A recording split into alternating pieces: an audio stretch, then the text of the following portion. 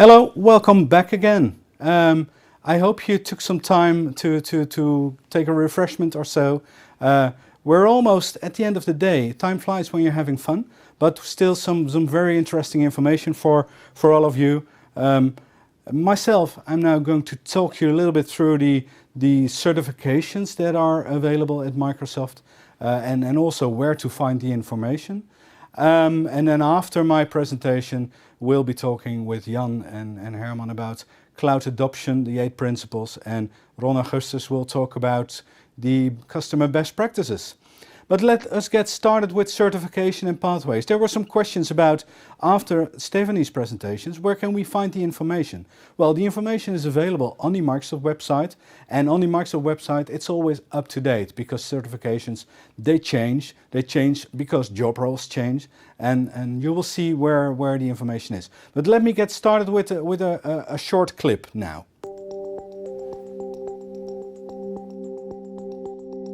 On a scale from 1 to 10, how would you rate your confidence in modern hybrid cloud environments?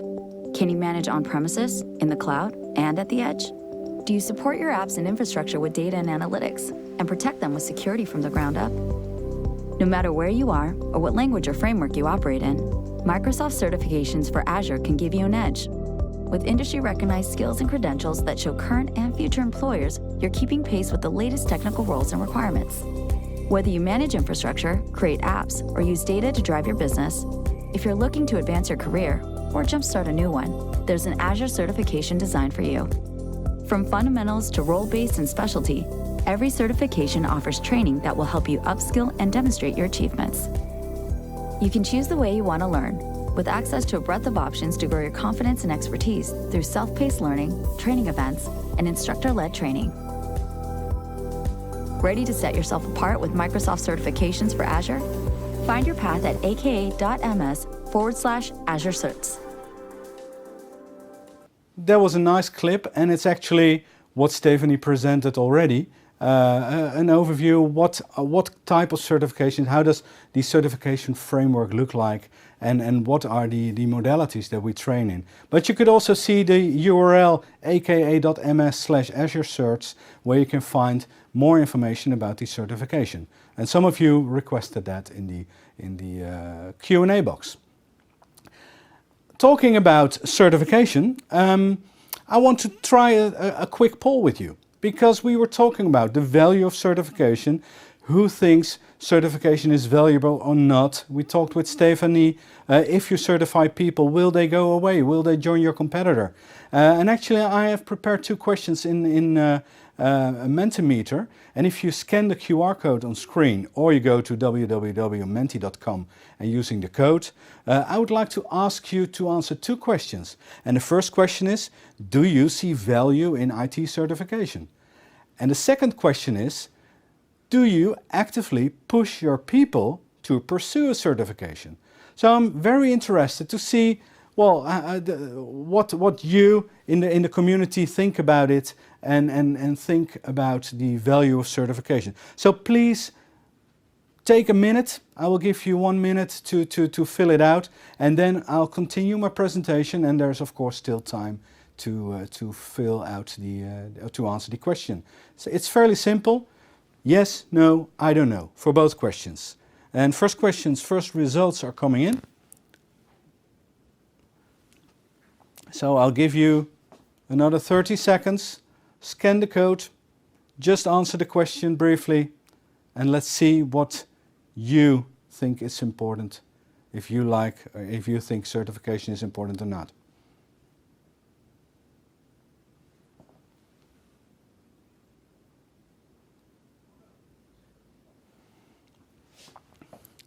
Or maybe I can better look at the results after the session. Maybe that's better, because there's more results coming in then. Let me then continue with the story and get back to the results later.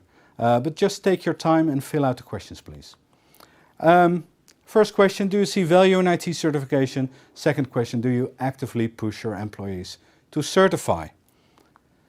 And that's where I want to start this conversation about certification. And we had it Lorleen was talking about it, the value of certification. Stephanie was talking about it, the value of certification. And I want to, well, I cannot ask you now because we're not in a physical room, but normally if I talk about certification, I ask the people, do you want to be helped by a certified surgeon? If you need to go to the hospital, would you rather have a surgeon that's very good at his work, or do you want a surgeon that can prove that he's very good at his work?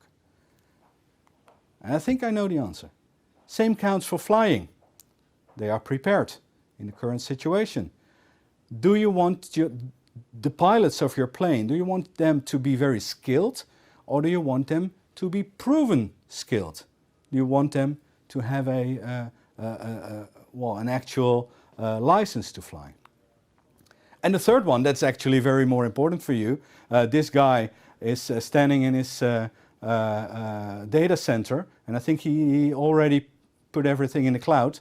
But if this person is responsible for the IT infrastructure or the cloud IT infrastructure, do you want him to be good at his work, or do you want him to be certified, that you really know that he's good at his work?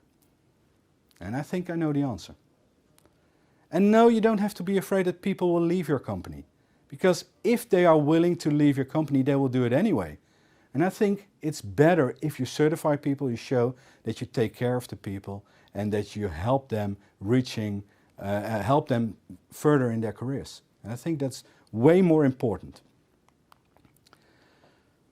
And it's not only about risks, but also about productivity. It's proven, and this slide was also shown before, certified people are more productive and certified teams add more value.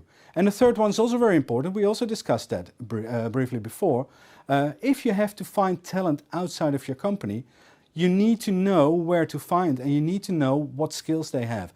And also internally, if you have to find the right people to get certified for the new roles, you need to know, you need to be able to see who can fulfill that role in your company. And then let me talk a little bit about this role-based certification. We heard the word role-based a lot of times, and we've seen what it is. But it's a movement that took place for 2 years now. 2 years ago, Microsoft decided to change the certifications from product-based, you know how to use a product, to role-based, you know what you need to do in a specific role. And those certifications that were there in the past might be familiar to you. Who knows about the MCSA, the old MCSA, System Administrator, or the MCSE, Solution Expert, which then changed, 10 years ago or so, into the Microsoft Certified Technology Specialist and the MCITP. There was a change from a few certifications to many certifications. And then again, in 2011-12, it changed back again to MCSA, MCSE, a new MCSA and a new MCSE. But all these certifications that you see here now, and I think some of them will look familiar to some of you, but they will be changed. They will be changed into role-based certifications. There will be a legacy, there will be product-based certifications in the market, but in the end, all new certifications will be role-based. And role-based certifications, you can recognize them in these three shields: the fundamentals level, associate level, and expert level. And role-based, actually, you can see it as a 90-degree swap from all the products, the things that you need to know, to all the things about products you need to know in a role. And they're going to be it's going to be on the slides further on in the presentation. This is what Stephanie also showed you, but I think it's important enough to show you, because it's not something easy. It's not easy to define a role. There's a lot of analysis that's being done to define the roles, to define the task in a specific role. The job tasks analysis, it requires market research. It requires lots of conversations with SMEs, with subject matter experts, and to define those roles. But if a role is defined, there is a skill set defined. And the output of the skill set is being used to make sure that all the training and all the certification is aligned. Of course, the certification should be completely aligned to the training. And the training should be aligned to the certification, but also all types of training, whether it's on demand, whether it's self-paced, whether it's the content on Skills Academy or the content that we cover with our certified trainers in the classroom. It all should be building up to the learning goals, to the exam goals of the certification. And all those modalities can be anything you like. And we discussed it, I told it before in my introduction. It was covered by Stephanie and Lurleen. It was covered by Michael in the previous presentations. But it's important to know that whether you take your training online on Skills Academy, or if you're in a classroom or a virtual classroom with us, or if you use a blended program like the hybrid virtual modality that Michael showed, they all build up to the same certification. But it depends on you what you want to do, how you want to prepare for the certification. That's not up to us. But we start with offering the possibilities, and we start in a conversation with you. Well, this is what we can do, but you decide how you and your people want to prepare for an exam. And it can be completely online, it can be a full 5-day course in the classroom or virtual classroom, but it can also be a mix of it. And like I said in the introduction, we always start with blended by default, because most of the time the best option is some kind of blend.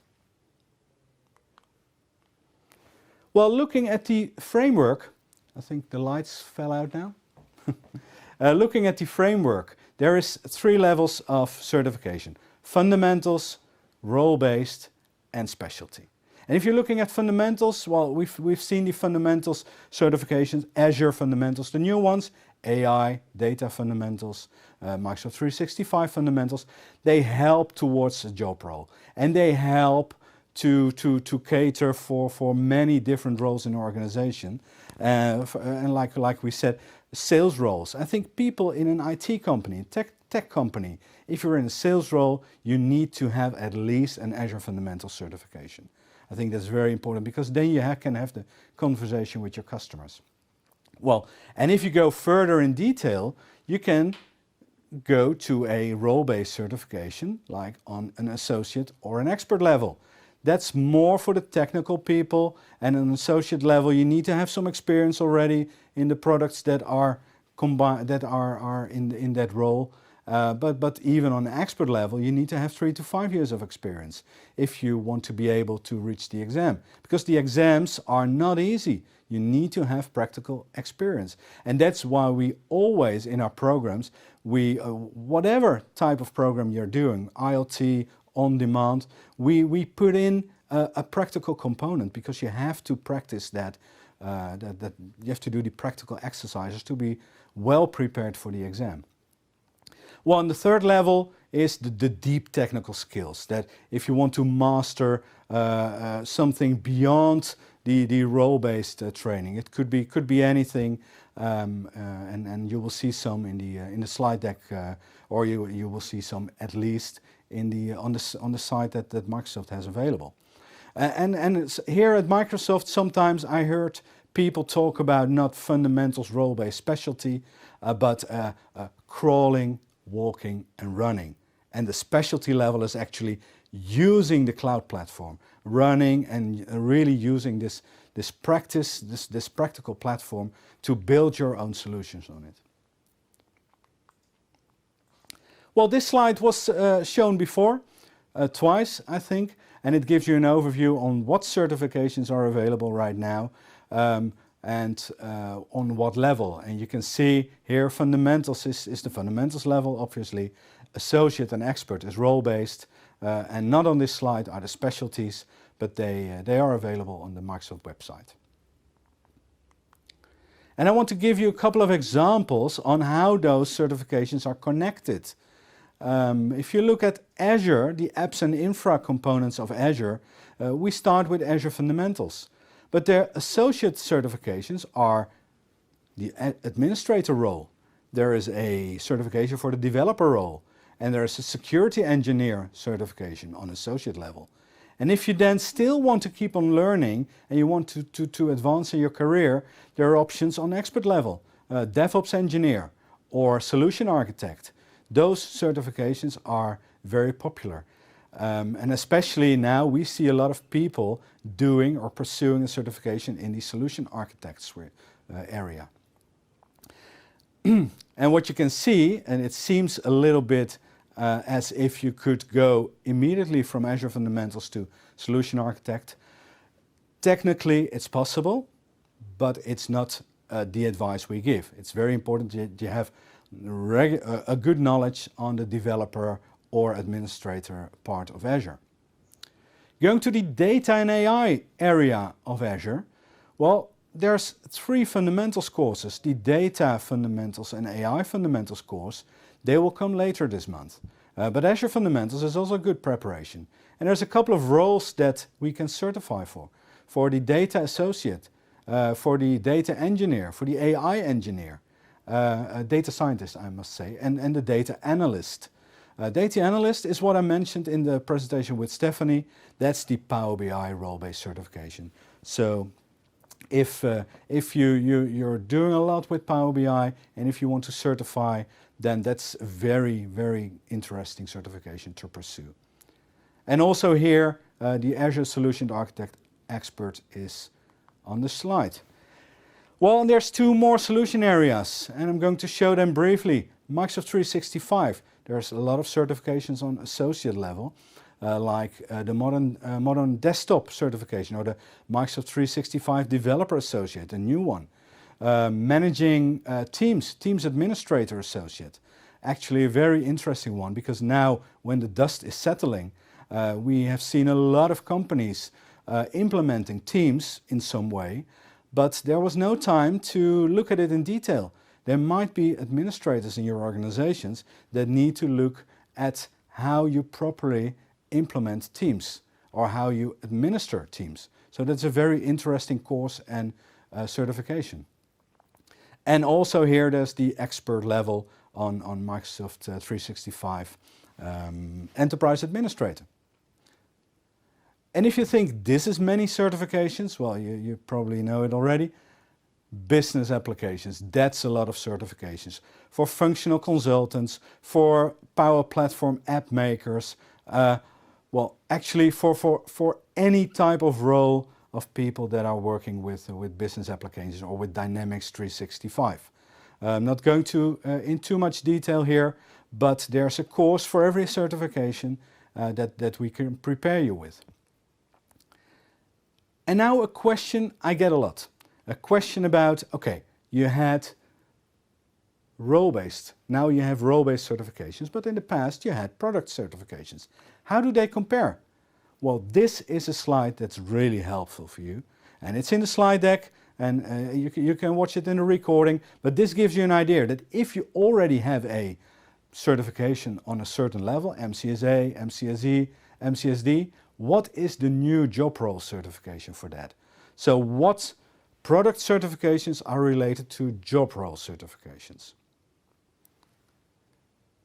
And it absolutely is worth having a look at this. And let me now talk about or show you a short video about not only how we can help you in our classrooms or with our Skills Academy platform, but with a product that we have put in market a couple of years ago when Microsoft designed Mock on Demand. Microsoft designed Mock on Demand, a package of all kinds of materials that help you prepare for the exam.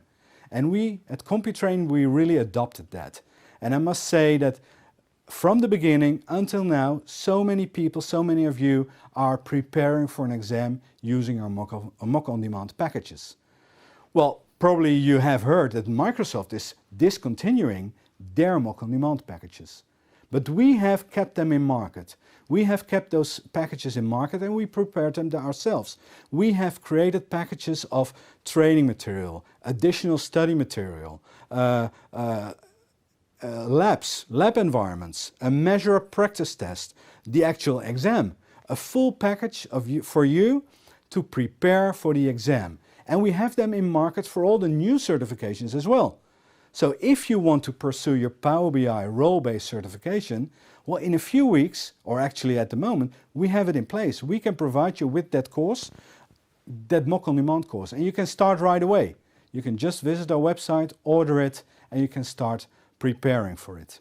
It's a full package with labs, with training material, with extra training material, the official training material, of course, measure a practice test to prepare for the exam, and the exam itself. Full package, and you can start right away, especially now in these times of COVID-19, where we still might have some time to prepare. It could be a good solution for you.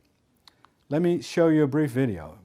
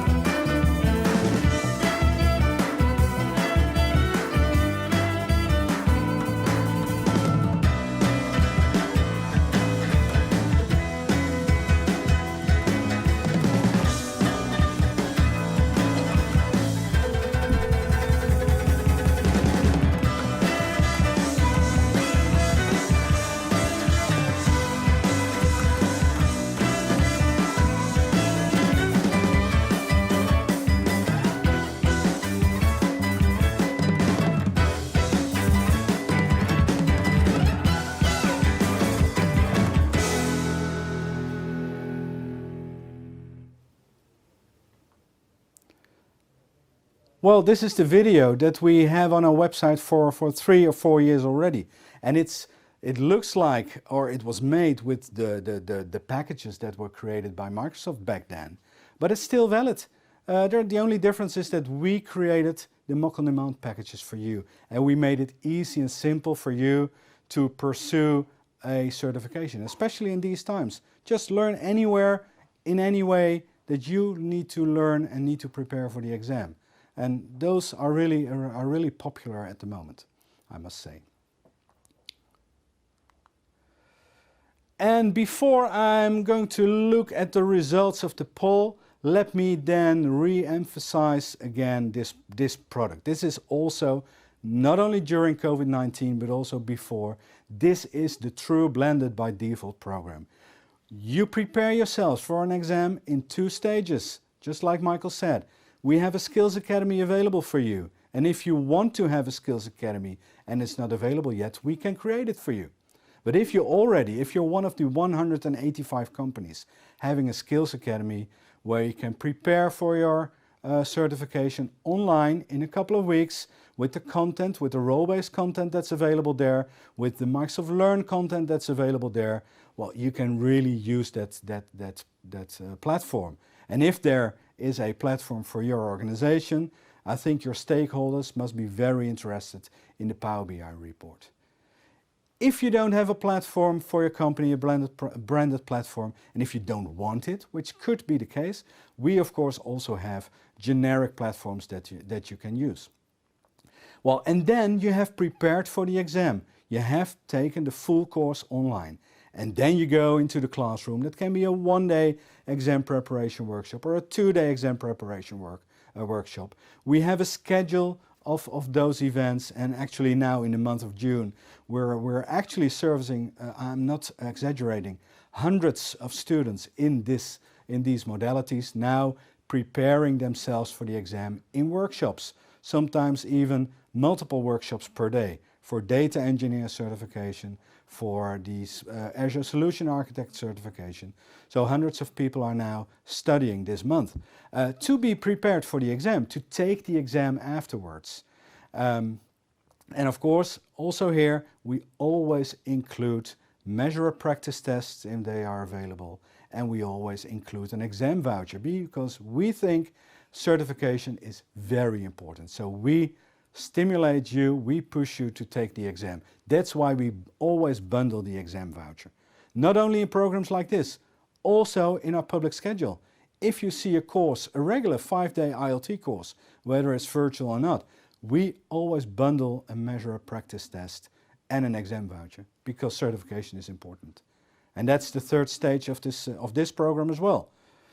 Let me look now at the results of the poll, and I took a small peek when you were watching the video, and actually it's very, very interesting, but I wasn't expecting less, of course.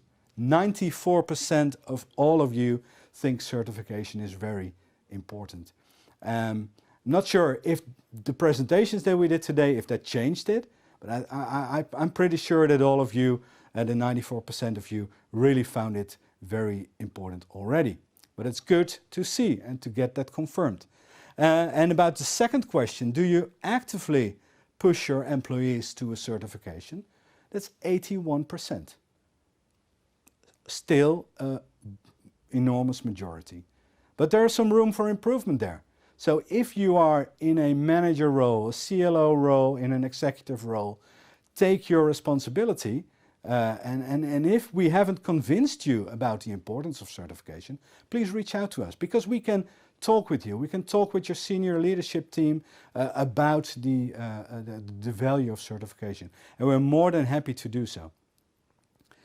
I think I'm almost at the end of my time for my presentation. But at least I'm finished with my presentation.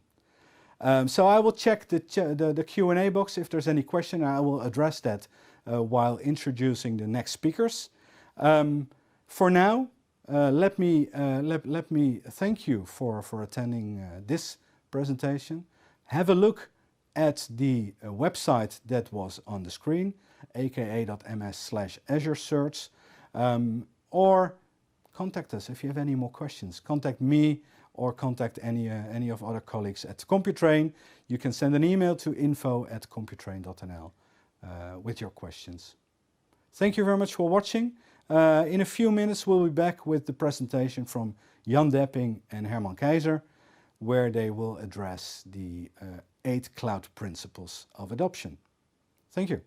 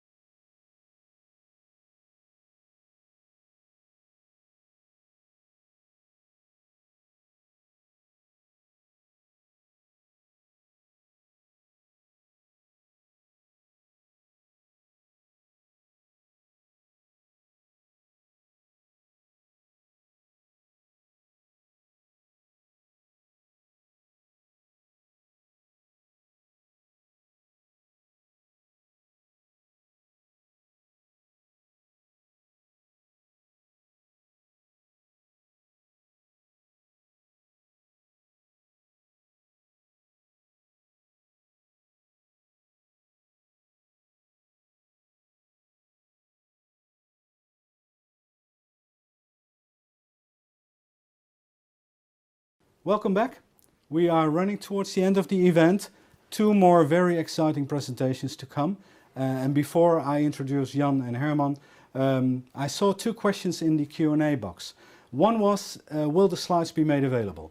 We'll look into that, but at least the recordings will be made available. So you'll have the chance to look at the details in the recording. But I think there will be a way in making the slides available as well as some kind of PDF. That was one question. The other one was about the content of Skills Academy.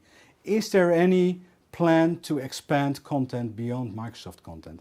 And yes, actually there is, and we're also already in the process, because there is so much good content available which is connected to the Microsoft content, all kinds of developer tools, etc. And we are looking into a way how we are going to add that to the Skills Academy. And indeed, it's true, customers do not always want an extra portal, because there was the remark. Sometimes they want one central hub with multiple types of content. So that's what we are working on, and that's part of our strategy for the next fiscal. But now to the cloud adoption. It's not skilling only. If you want to drive your business, if you want to bring your business to the cloud, you have a lot of things to think about. And Jan Depping and Herman Keizer, Partner Technology Strategist and Partner Development Manager, if I remember it correctly. They're both stated as Partner Development Manager, but what's in a name? Technical guys who can, more or less, I think, who can tell you more about what to think about when you bring your business to the cloud.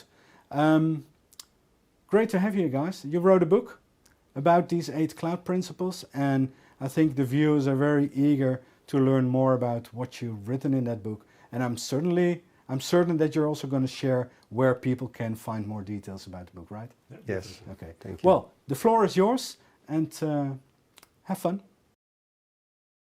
Welcome by the principal session. Herman and I wrote a book. My name is Jan Depping. I work for 14 years now at Microsoft, mostly in technical roles, technical, strategic. And this is my colleague Herman. Herman Keizer, also almost 7 years at Microsoft, and I'm currently leading in Western Europe the data center migration motion. So, why principles? What we figured out was that moving to the cloud can sometimes be confusing and sometimes be complex. And we thought about what kind of tools can we use to make that more sustainable and more predictable. And that's why we came up with principles.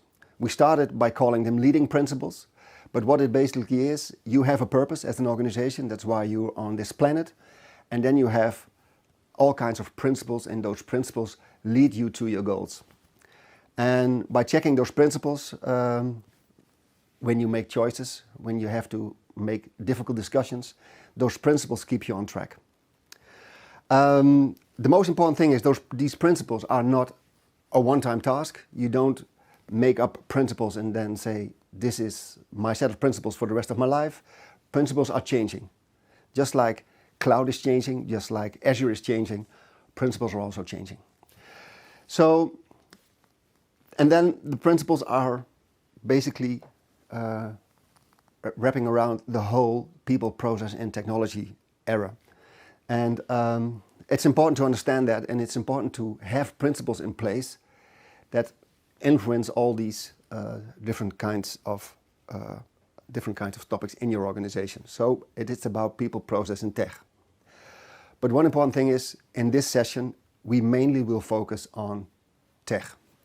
We will sometimes explain what the impact is on people and what the impact is on process, but we have tech examples. So, and by example, for instance, the impact on processes, if you do something with performance and capacity management, so you plan when you need new hardware to fulfill the performance needs in the future, and you do it in the old-fashioned way in a data center, you need to be really proactive. You need to buy hardware, you need to install hardware, you need to configure hardware, you need to make the hardware some kind compliant with all your regulations. That takes up a whole lot of time. When you do this same process in the cloud, it is just about auto-scaling. So this process is different from a process on-premise. So, like I said, we will talk about tech concerning to the principles, but there is more than tech. So we defined 8 of them, and these 8, again, this is not a complete list. You can add things to it, you can remove things from it, but we were talking about build to fail. We talk about self-service. We talk about freedom of choice.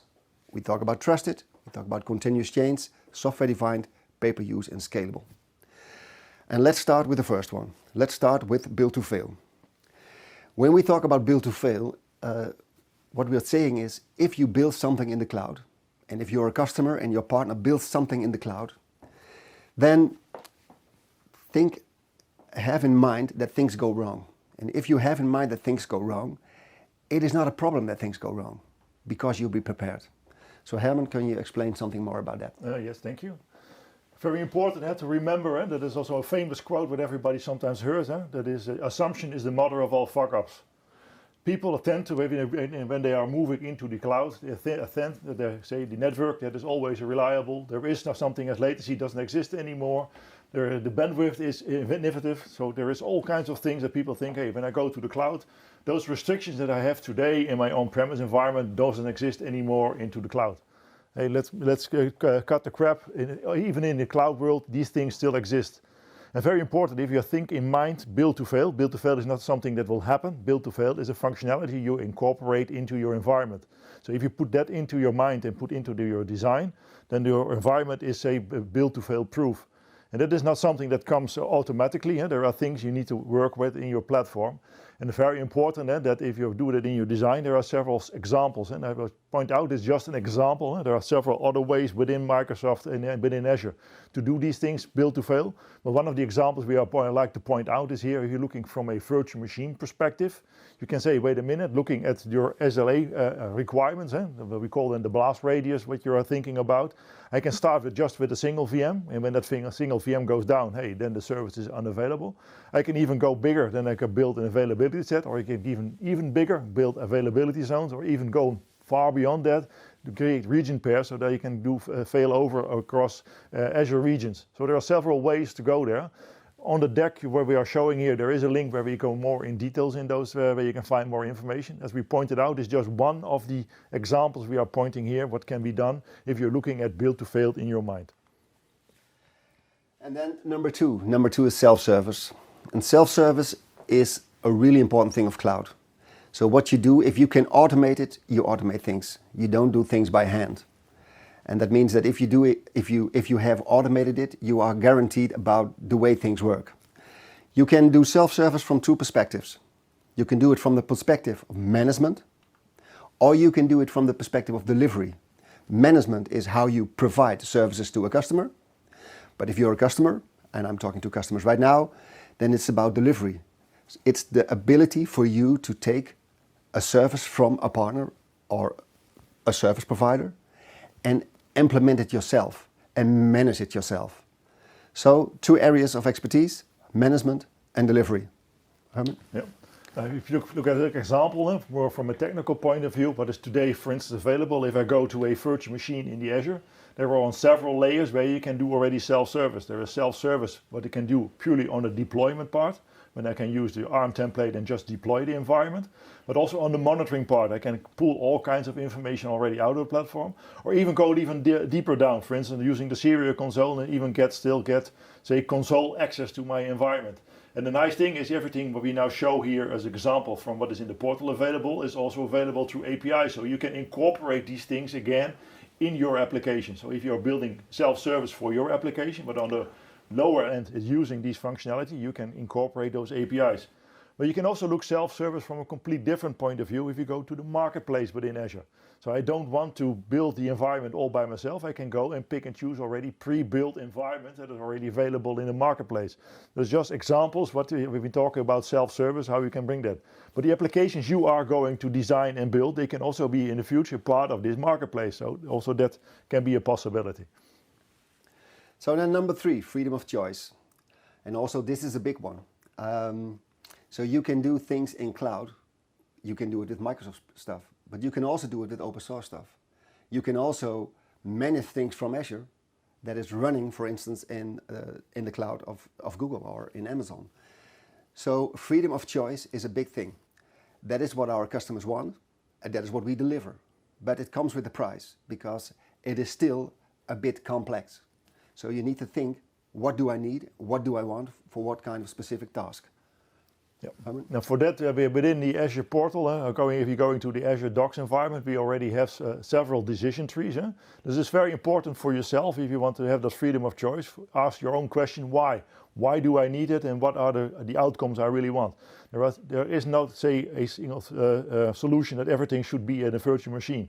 Like this diagram shows, there are several ways. It could be an Azure base, it could be a common Azure function, it could even become a container, whatever. The URL is also on this deck. But it's also very important, the why question. So if the why question is a starting point, I want to do a hosting model, then there are several set of criteria I can ask myself. And these are just standard criteria that are already available for you on the Azure Doc side, where you can say pick and choose already and help you guide through which solution fits best your need.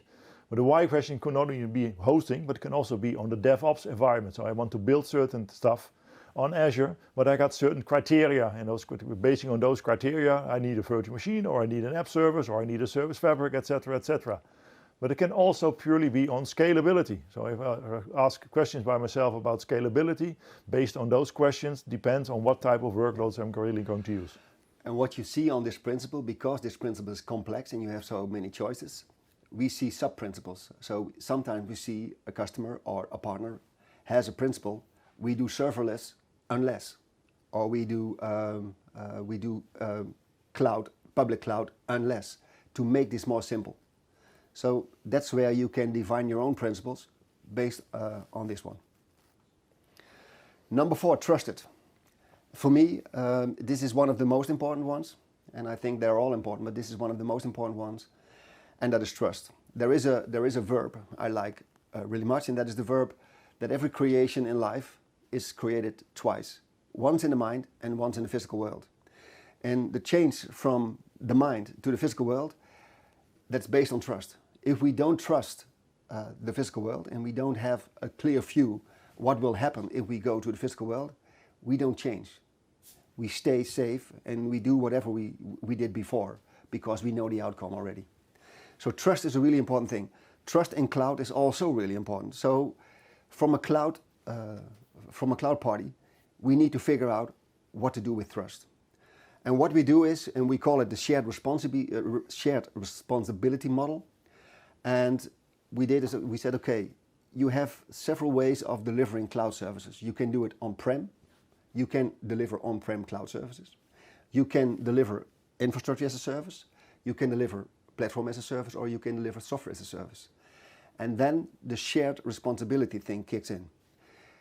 So from the top, information, data, and access. That is always the responsibility of the customer. That's never our responsibility. We also give you the tools to create that kind of trust around that responsibility. And in the middle, I just take one, for instance, network controls and applications. There comes the sharing along.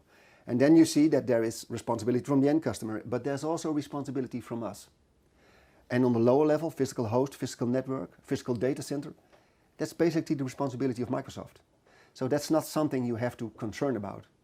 We share the information with you, what we do, why we do it. We share it. We can also prove that we do it, so that we can do it in a compliant way. But this is the shared responsibility model. And then you need, of course, you need tools.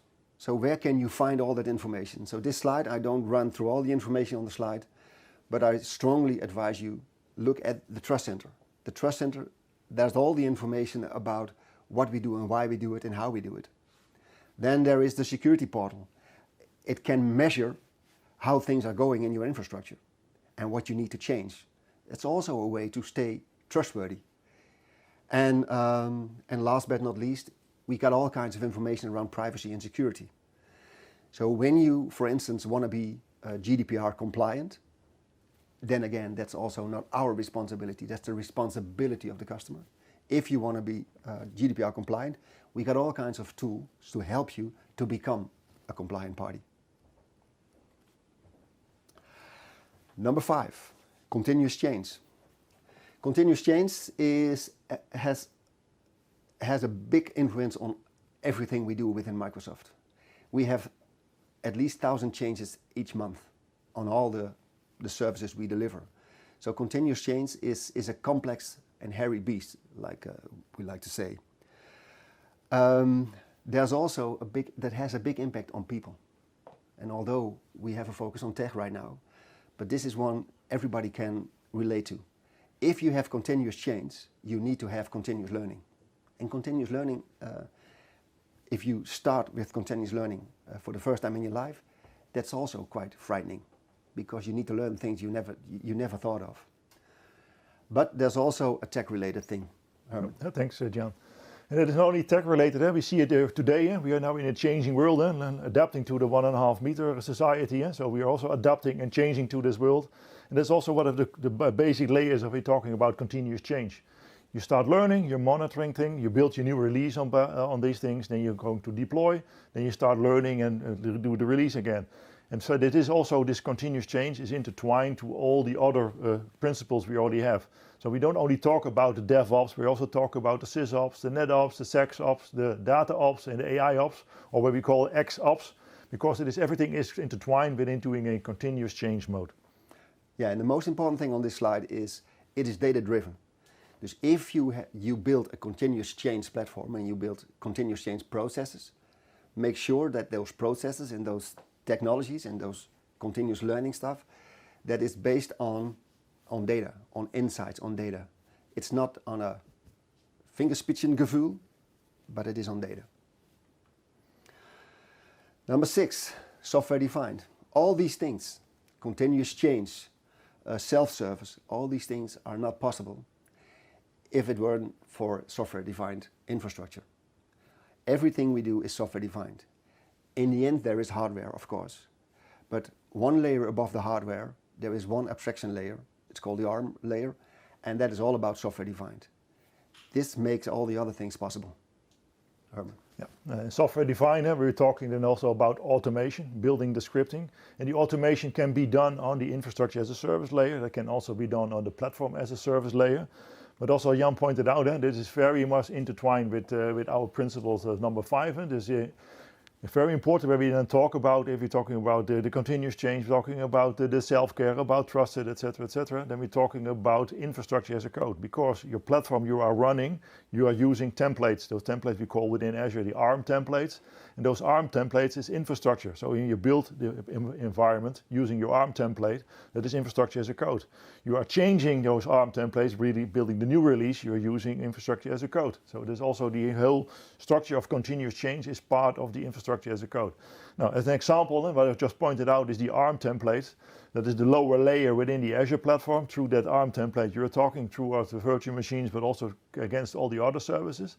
And those ARM templates are all just APIs. So even again, if you're talking about in the beginning building that self-service platform, you need an API to talk to. Again, under the hood, you're talking to these environments. So there's also the intertwine between all those principles is the basic layer we're talking about software-defined.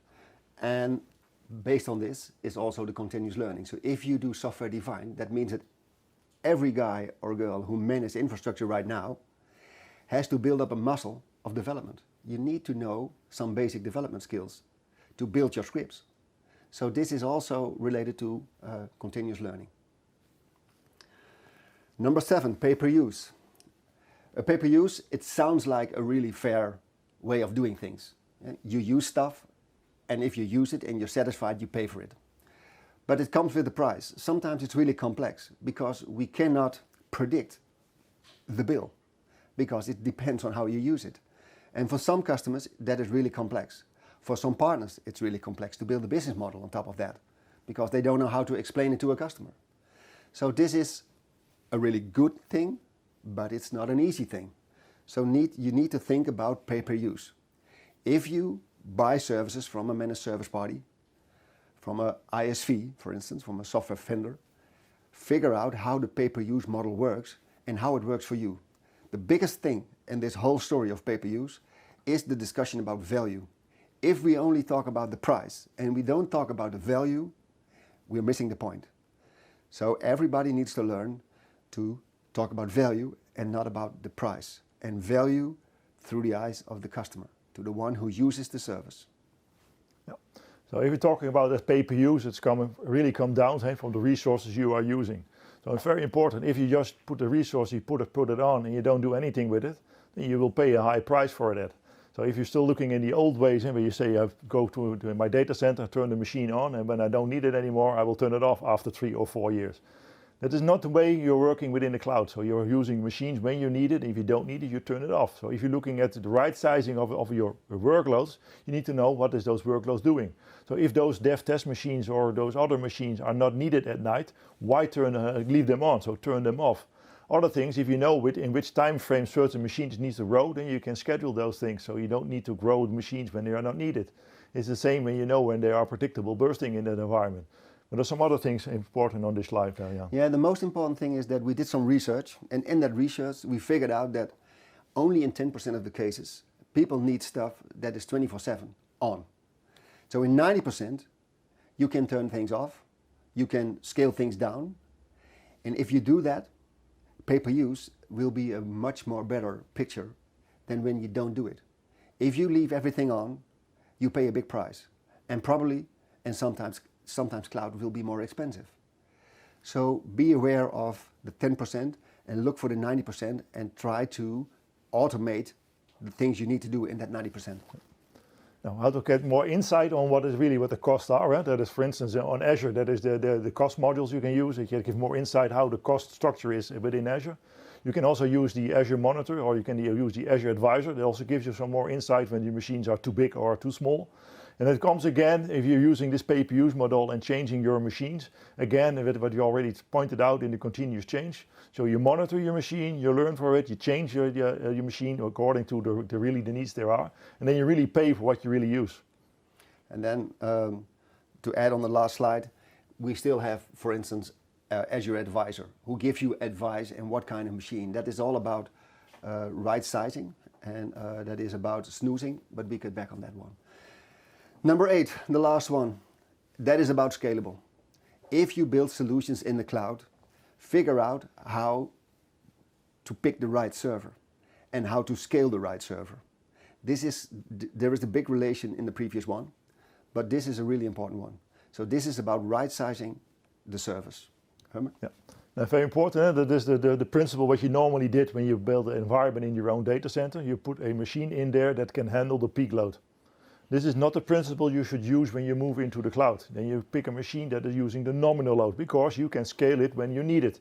Even a little bit behind the nominal load. Yeah, exactly. Yeah. And also, if you're looking more at the right scaling, there's also something to look at. Hey, what is the generation of your CPU running in your own machine? And if you move that into the Azure, look at the generation that is running in the Azure machine. In most cases, is 100, 200, or 300% bigger. So even you can go slower on that one. But very important, if you're talking about scalability, is that there also are tools available within the platform to do auto-scaling. So certain things you don't even need to think about. So if you're talking, for instance, about scalability sets, where you can create how your platform can automatically scale up and automatically can scale down. Or there are solutions where you can use the Azure Monitor. Based on the Azure Monitor, again, based out of data coming out of the platform, you can trigger certain events, and based on those events, you can activate scripts, automation scripts. And the automation scripts can take care that certain machines can be turned off, or certain machines can be scaled off. There's all kinds of solutions already available to make sure that your platform can scale up and can scale down. That's very important. If we talk about scalability, it's not only about up, it's also about going down.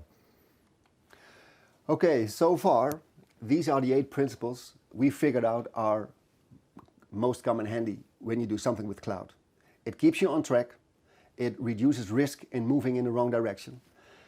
And like said before, this is not a fixed set of principles. It's not a recipe. It's not a formula. This is more an art. And in that art, you can create your own picture, your own art. So add something to it. Delete something you don't need. But create your own principles to keep you on track. This is just an example, like I said. And those principles will distinct you from your competitors. It will show how you do things, what is important for you. So I hope this is useful for you, and that you can do something with these principles, and that it will help you on your journey to and in the cloud. And therefore, thank you for listening. We have one final thought? One final thought. We just like to inspire you with these 8 principles. We've written down far more detailed information behind it. So you look at the URL on the left corner. There is a short URL where you can download the complete ebook we have written. It's completely free for you. Please use it as an inspiration and use continuous change. Pick your things you can use for yourself and adapt to it and change to it. Thank you. Thank you. And if there are questions, other questions? I have a question for you, and I will be here out of the just with sound, so you can stay at your spots. Yeah. I think it's a great overview that you gave, and I think it's also good to urge people to go to read the ebook. But how can people benefit the most? What should they do? Download the ebook, read it, and then what? So I think what you do is you read the ebook. You try to understand the meaning behind the principles. And if you understand the principle and you understand what the principle means for you, and if you're a customer, you could use these principles and you could say, okay, I want to have a partner, I want to have an ISV, I want to have a cloud supplier who uses these kinds of principles so that I can trust them to move in the right direction, to do the right things when they grow and when they mature. So that is from a customer perspective. And from a partner perspective, it's the same kind of story. Look at these principles, figure out what these principles mean for you and how you can use them, make your own set of principles, align them with your purpose. So your purpose is why you are here, what you will do for your customers, what you will do for your colleagues, whatever. So align your purpose with your principles and just define a few and figure out if it works. And if it's not working, add some, delete some. Play with these principles. It is more about the concept of guiding principles than that these are the right one. We use these principles very often, basically all the time. These are the principles that work for us, but figure out your own. Yeah, it also helps you to ask yourself the right questions. What do I need for about scalability? What I need about pay for use? What I need about trusted? Do I need the self-service part? And also the things, how you interpret these things on the Azure platform could be IP for you. In the end run, it could be ending up in a solution within the marketplace. Yeah, and if you cannot answer the why behind these principles, think twice, because the why is the most important thing behind the principles. Yeah.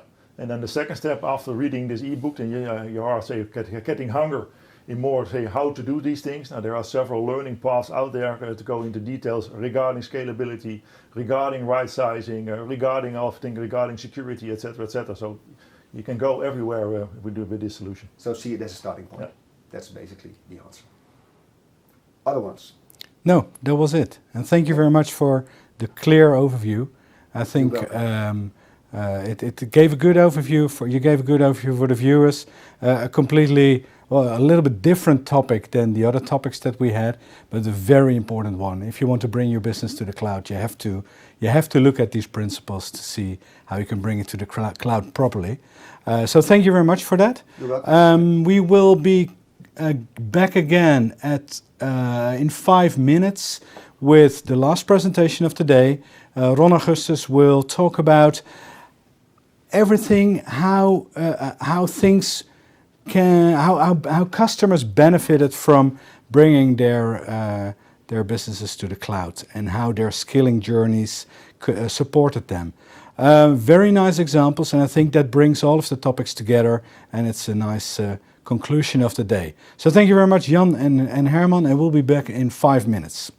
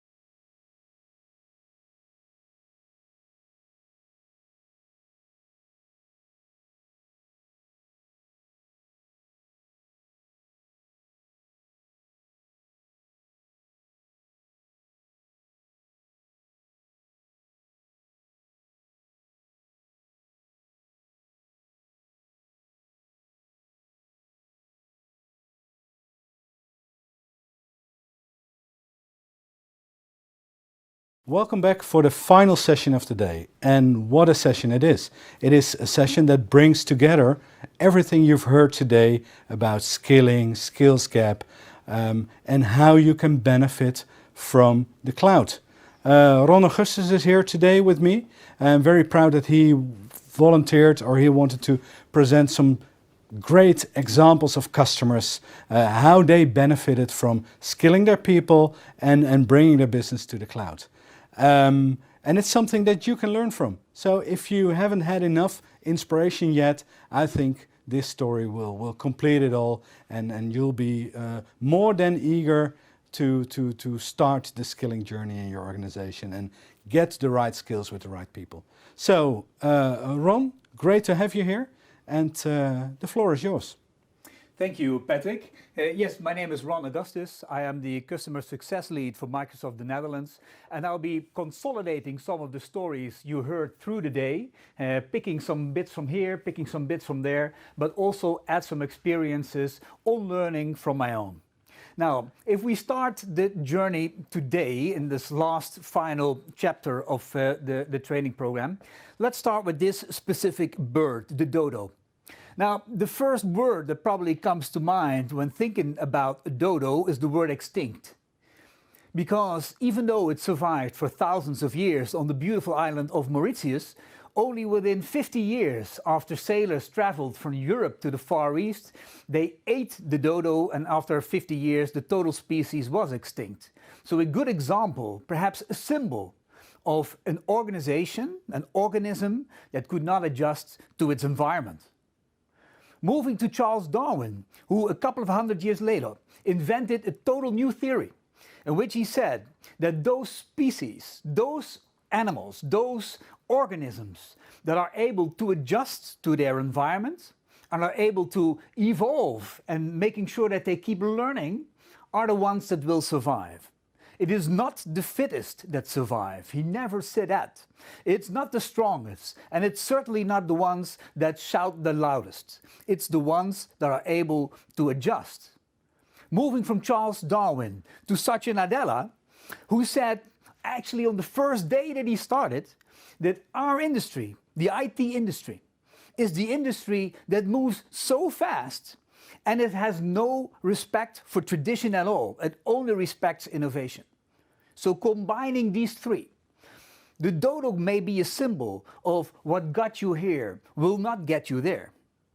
Darwin may be a symbol of being able to adjust, make sure that you will survive as an individual, organization, or a whole industry. And Satya, as a symbol, may say that our industry is probably moving the fastest. So if there's one area where you need to adjust, it's certainly the IT industry. On the first day Satya started, in 2014, he inherited a company that had a lot of financial success, but not necessarily the right gusto to view to the future to get, let's say, everything on the right momentum and the right skills. He had a job to do in transferring the whole company. That's something that Evelyn talked about earlier today, how to get that cultural change across.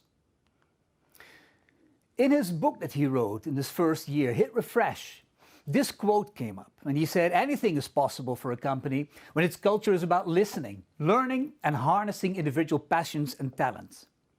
So this one struck me, because putting learning in the core of Microsoft's strategy may be one of the biggest changes from the previous Microsoft was out there. So learning and listening.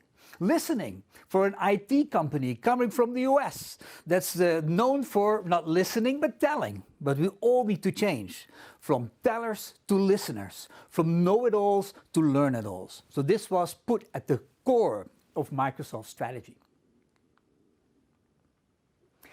Michel and Jeffrey talked about the structure and the strategy that we have on cloud, putting the intelligent cloud at the center, where in the past 10 years, a lot of companies, Microsoft included, worked on getting into a cloud that could work with all kinds of cloud, being public, be it private, and they all work together. In the next 10 years, probably the intelligent edge will be becoming more important. Self-driving cars, having drones, talking to your refrigerator, all this part will be becoming more and more important. And Microsoft is focusing not only on multi-devices, you could get to that cloud from any device you want. It should be safe from whatever device you're using. But also with different senses. You can talk to the cloud, you can use your keyboard. So all different parts how you can reach this new cloud. Artificial intelligence is becoming more important. The computers keep learning and being better able to adjust to the interaction with the users. There's also a danger to that. So there has to be a boundary in artificial intelligence that the data that's been used is used in the right way, in the right ethical way. Because the third thing that's important for Microsoft is that it has to be respectful to privacy. Because all this data are being collected. If there's no direct strategy on how to use that data and be careful on how you use that data and not to abuse the trust that you're getting from your users, you're way off your strategy. So privacy is key in this. And finally, also the sustainability part is becoming more and more important in driving this cloud. In 2030, we don't only want to be neutral, we want to be negative on CO2. And in 2050, Microsoft has the vision that it has totally reduced every CO2 from the past as well. So we don't have to be neutral, we want to be negative, and we want to have to erase our total CO2 footprint in 2050. And this is important in driving cloud next to privacy. So Satya had this challenge of transforming the company. Yes, we had our software divisions and great software to sell, but next to software, the acquisition of Skype, moving into Teams, the acquisition of GitHub, the acquisition of LinkedIn also meant that we were building a company that is connecting people not only from a physical point of view in software, but also from a social point of view in LinkedIn and in GitHub, getting open source more in from a, let's say, day-to-day business perspective. So we're all about connecting.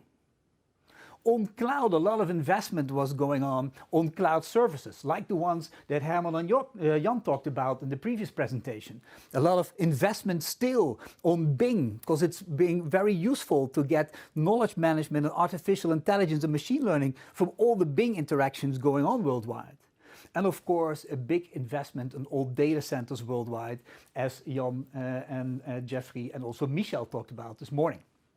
The fourth pillar would be on hardware, where Satya retracted us a bit from the phone market, but definitely got us more into the device market with our services, looked into the holograph and the holographic scene with HoloLens, and we kept on fighting in the gaming industry, certainly with Xbox. So these are all core priorities for Microsoft. So this is 4 different pillars, sometimes perhaps a bit different than you're used to seeing, that we needed to change into. So having this change, and this relates to what Evelien was talking about earlier, from to the Microsoft side, this is important in getting to a learning organization. So how to move from a silo organization to one Microsoft. How to move from a relation that was based on transactions to a relation that was based on trust. Can you trust Microsoft? And how do you build that? Quarterly license sales motivations to customer obsession, deals to technology knowledge. Command and control within the organization to a different culture where individuals were promoted and had the right responsibility to act on their own. Sales skills that were prominent in the old Microsoft is shifting towards technical skills.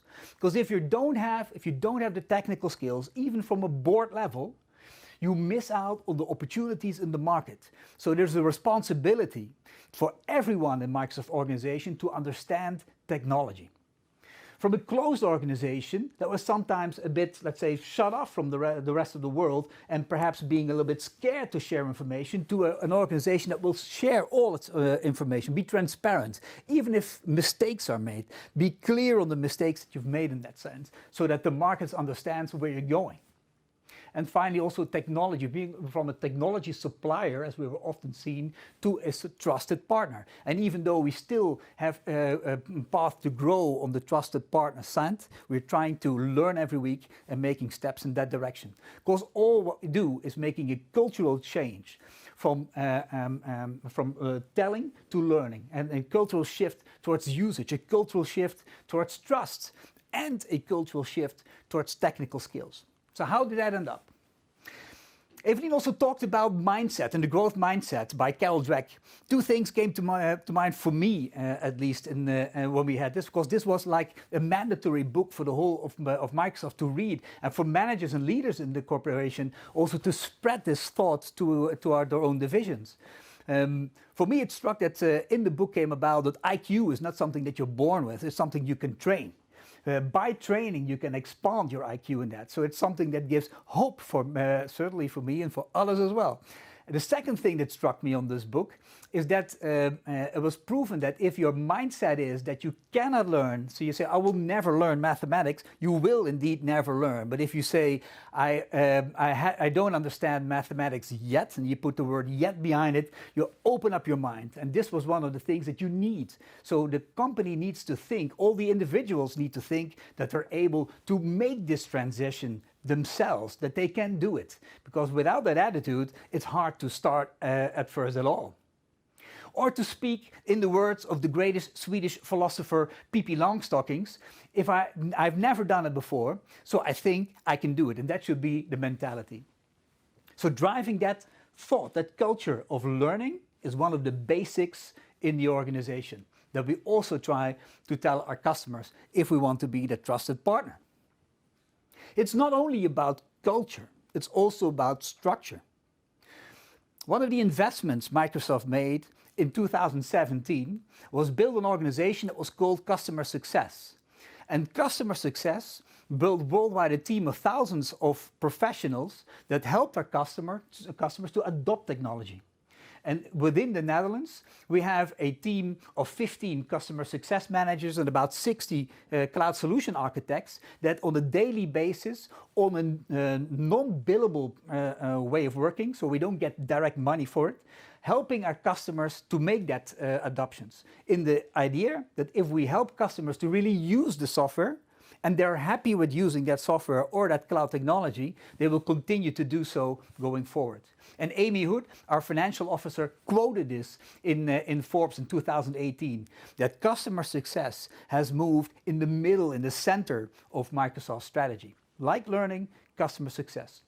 Looking at my organization that we have today, we have about 15 customer success managers that work on a SaaS platform, specifically Dynamics, specifically Teams, Office 365. How can you adopt the way of working with that technology so customers can really use and benefit from all the features of Teams and not only one or two. So you have to learn how to use that.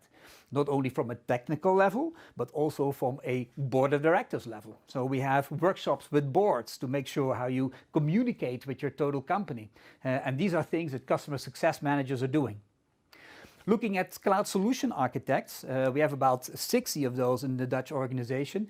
They work on IaaS and PaaS platforms together with the customers to make sure that they get all the benefits that Jan and Herman talked about before and make sure that you can use that, have the right platform, build up from there. Looking on cloud adoption and key success factors in there, for me there's three. The first would be that there is, from an organizational perspective, clarity in your strategy on cloud. Did you have the discussion? Do you feel safe enough? Do you have the right choices? Do you want to have multiple cloud, a single cloud? Do you want to stay on-prem, have a direction that everybody agrees to? Because if that's not the case, and if you're in a process further on where there's still discussion about cost benefit, if there's still discussion on which cloud to go for, it actually delays the deployment of cloud later on. So having the right strategy is key. And Microsoft Services, Microsoft CSU can certainly help you and a lot of our partners to build that strategy with you. It doesn't have to be Microsoft only. That's the good thing about an intelligent cloud. It has to be open and flexible. And also the mindset of the Microsoft employees would be to do exactly that and help you with building that strategy. The second part of cloud success for me would be building readiness. Because if we have architects helping organizations, but the organization individuals are not equipped on knowing about clouds, it's hard to make progress together.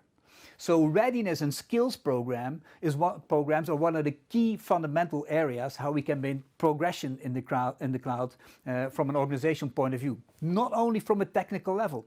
It's yes, there's technical training programs, but there's also training programs that are dealing more on change management, looking on our customer success managers, for example, how to drive a new process in the organization, where are pockets of resistance, how can we get people along, so we can really use that strategy and use that technology.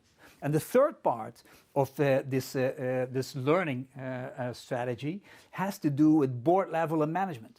Because if the board doesn't get technology and doesn't get cloud and all its applications, all the benefits, but also some of the restrictions you have in working with clouds, they're probably, let's say, not smelling all the opportunities that are out there in the market. So board, business and technical folks included in this readiness program. And the third part has to do with partnership. Because you cannot do this on your own. You have to work with technology providers like Microsoft, learning partners like Computrain, perhaps there is outsourcers involved. And if all these partners that you're working with are not telling the same story, are not using the same language, do not have the same aim and the same direction, it's hard to make progress. So these three things, these three pillars, for me are key to driving it. And those are the ones that we are constantly checking before we engage with our customers and help them to drive this. Example one would be how we as Microsoft have done it. I've been looking at my own organization for that, the customer success unit. And the discussion we had is what typically motivates knowledge workers, deep technical experts or customer success managers. And Lurleen talked about this a little bit earlier today as well. And what came out is that compensation and money not necessarily is the biggest motivator. It is an environmental factor that if they don't feel it's fair, it will certainly be a negative factor, but it's not necessarily the progressive factor. What is important in motivation in knowledge workers is recognition. Recognition certainly outside in.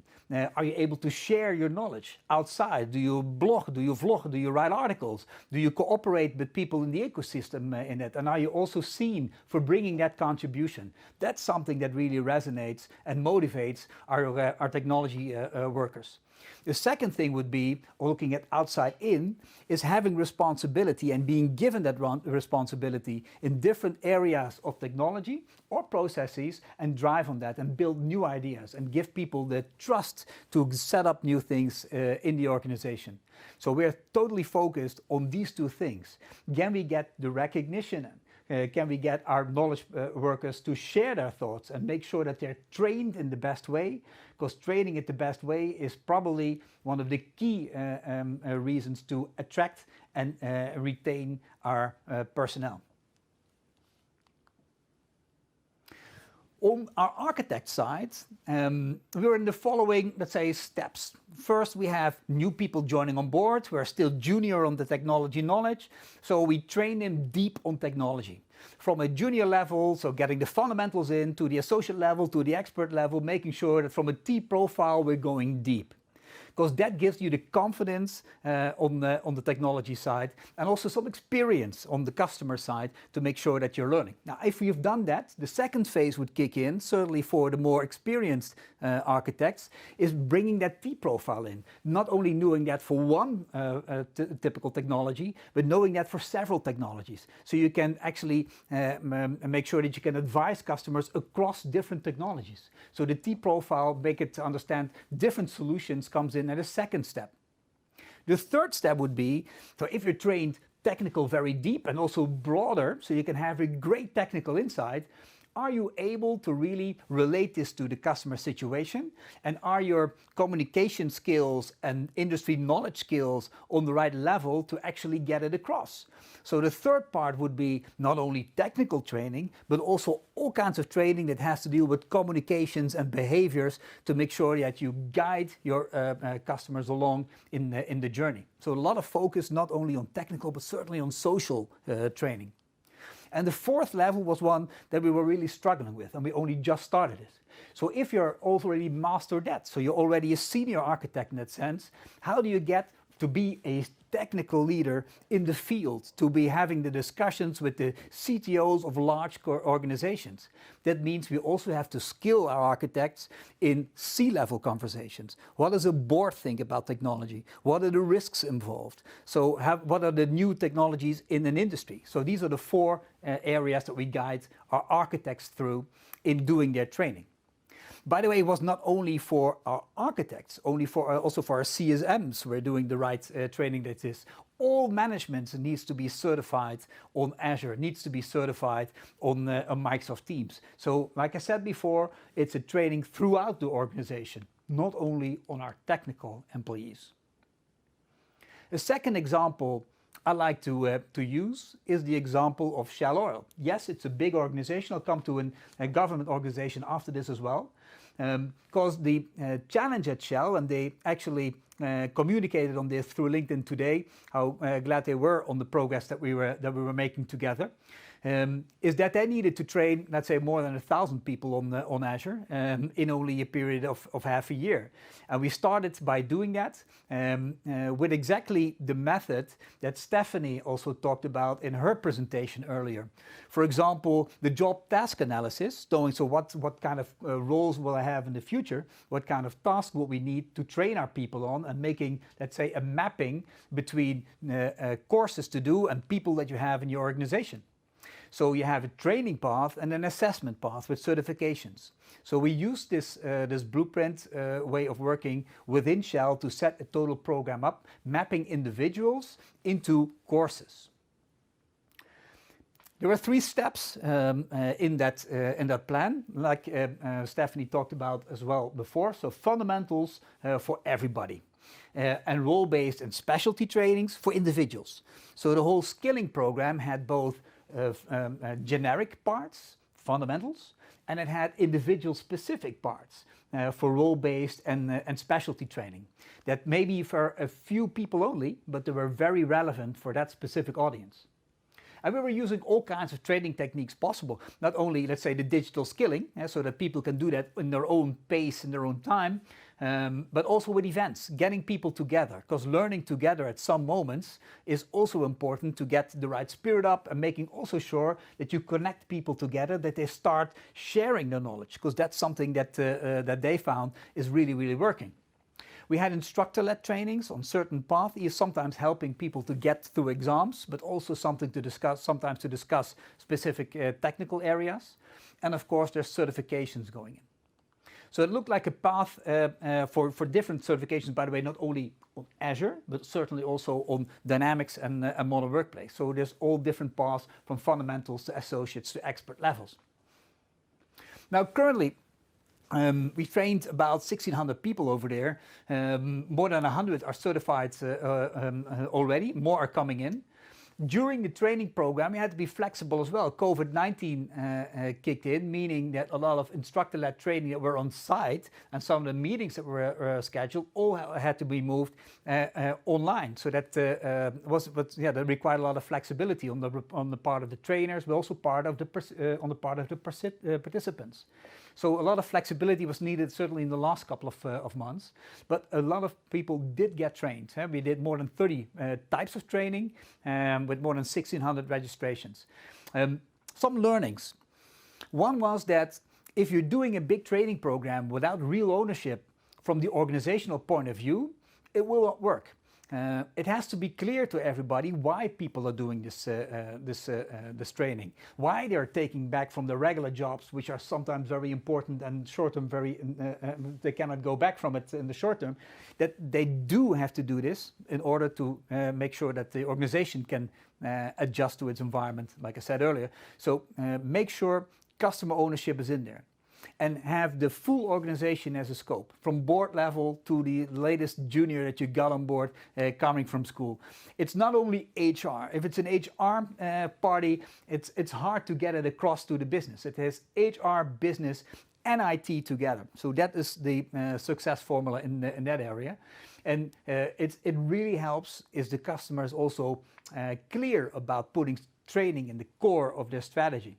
Because this is what is attracting a lot of talent in the market today. The second is on communication. Because yes, people like a training strategy, but it's very complex. There are so many different exams to do, so many different training methods to have. It's a big matrix if you just present that to everybody. So it's good to have snackable items in that total training programs that people know what to look at and what to take as the next step in that progress. So make it simple and start with the core. And also be aware that landing a training story is not something that you do once. It's something that you do every time, because it takes a long time to really get this through in the total core of everybody in the organization. So be patient, people will get to it, and stick, let's say, to your snackable items. The third learning was certainly on centralizing the demand. So having one control group over different departments. Because if you do it on a departmental level, you're, let's say, so busy in all these steering groups, there's so many stakeholders, it's good to do this from the top level and work from there down. It's also more scalable. If you have some, let's say, places that open up on a certain registration, you can get people from a different department to fill in those seats. So you have better coordination on registrations as well. And it's easier to get back to sea level on progress. So we can have joint progress reports going out so that everybody in the organization is seeing what is actually being achieved. So these are things that came as learnings from that second example. A third example could be from a government organization, where it's not necessarily all commercial reasons to do a big training program. But one of the key reasons for this organization was that they wanted to retain their talent by giving a training program, but also able to attract more talent from the market. And as they know that driving and training and getting people's skills up is one of the key areas, that was their reason to move on. So they defined a 5-year plan. So they looked at the current roles of what needed to be trained, but they also looked at what roles did not exist yet, and they expected to exist in 5 years from now. So working not only from now to then, but also from then to now, and then define a training program.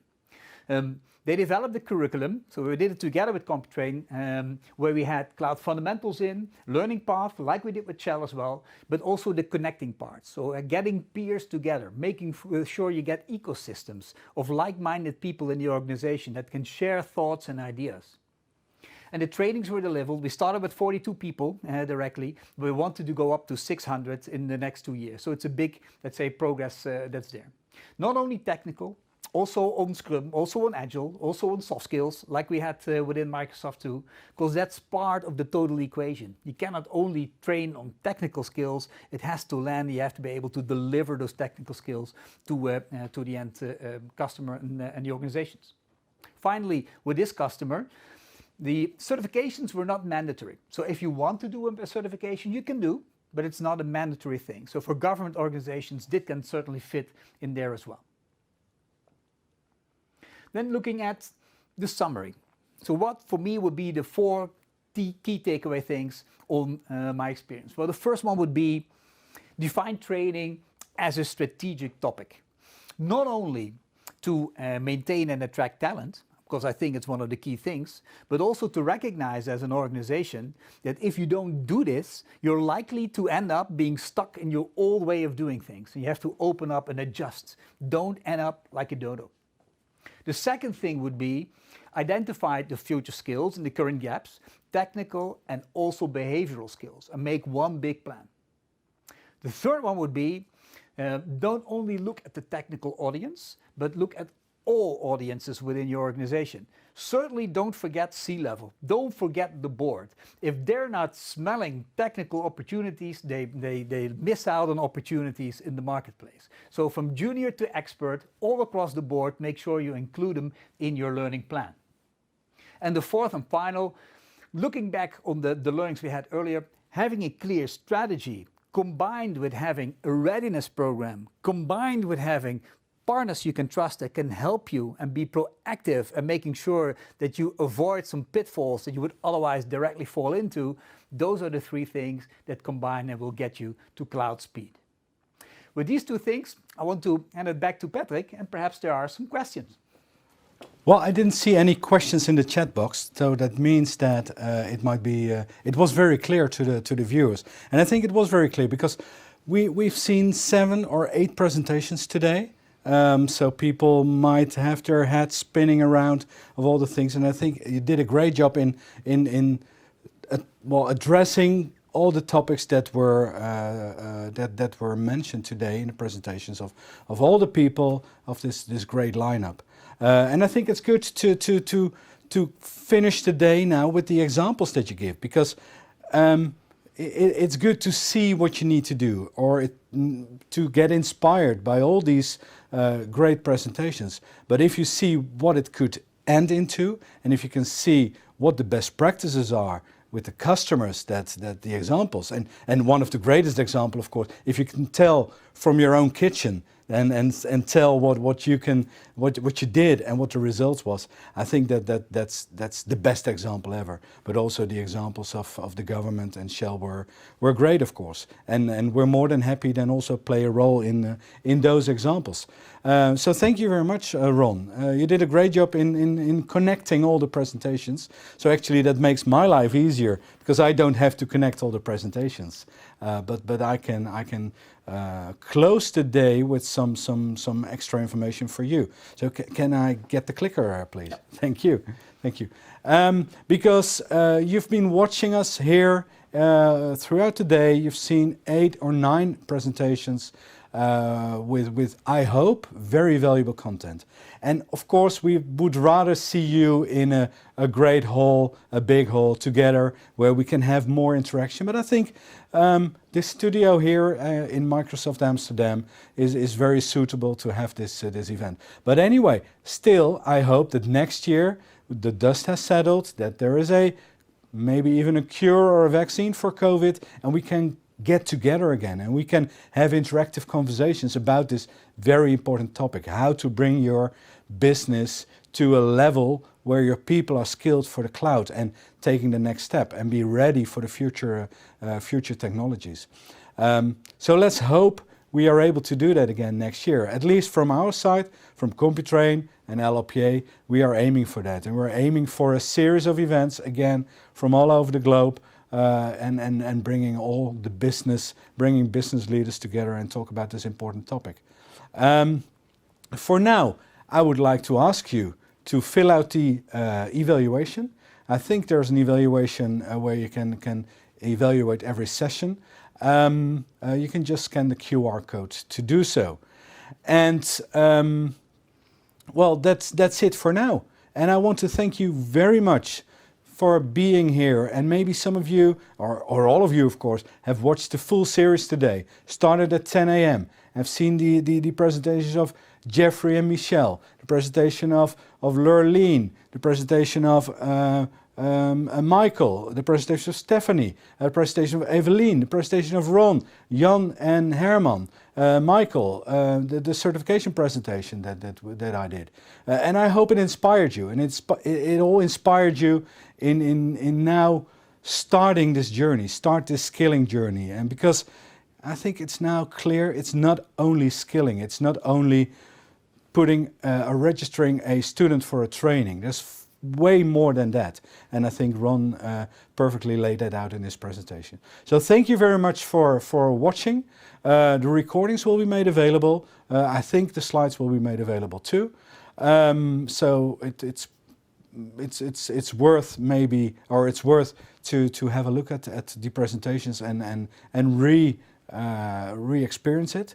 So thank you for watching. Thanks, Ron, for your valuable contribution, and I wish you all a very nice day and evening.